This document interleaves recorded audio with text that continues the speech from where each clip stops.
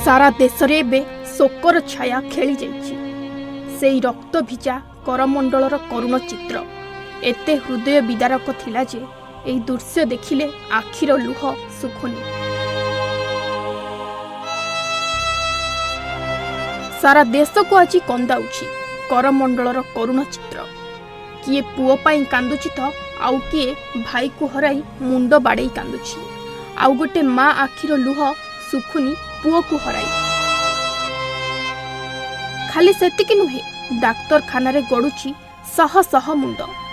आउ किए डाक्तरखानार बेड रे सोईकी मृत्यु सह लड़ाई करुछि। ए दृश्य देखिला परे सारा देश आखिरे लुह।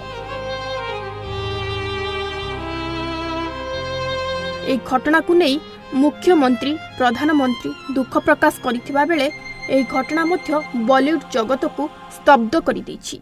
बॉलीवुड जगतर कलाकार माने मध्य शोक प्रकाश करिसंती। अनेक कलाकार ट्विटर जरिया मृतक और आहतों प्रति समवेदना जणाइछंती। सलमान खान एवं अक्षय कुमार ए घटना संपर्क में ट्विटर रे शोक प्रकाश करिसंती। सलमान ट्वीट करी लिखिछंती, एही दुर्घटना को नहीं मु बहुत दुखित। प्राण हराइथिबा व्यक्ति आत्मा को ईश्वर शांति दियंतु एवं सेमानंक परिवार को धैर्य एवं साहसर शक्ति दियंतु। अन्यपटे बॉलीवुड कलाकार अक्षय कुमार ट्वीट करी लिखिछंती, ट्रेन दुर्घटनार दृश्य वास्तविक हृदय विदारक। प्राण हराइथिबा प्रत्येकटी आत्मा को भगवान सद्गति दियंतु। आहत होइथिबा यात्रींकर शीघ्र आरोग्य पाई भगवान को पाखरे प्रार्थना करुछि। अभिनेता सोनू सूद मध्य दुर्घटना को नहीं शोक प्रकाश करिसंती। पीड़िता परिवार को सहायता करने को अपील करिसंती। खाली सेतिकी नुहे सनी देओल मध्य लिखिछंती, बालेश्वर ट्रेन दुर्घटना विषय रे सुनिकी मु बहुत दुखित।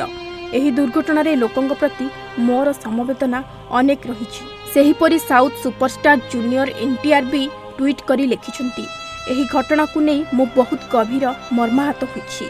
समस्तंक पई प्रार्थना करुछि। भगवान एही कठिन समय रे समस्तंको शक्त साहस दियंतु।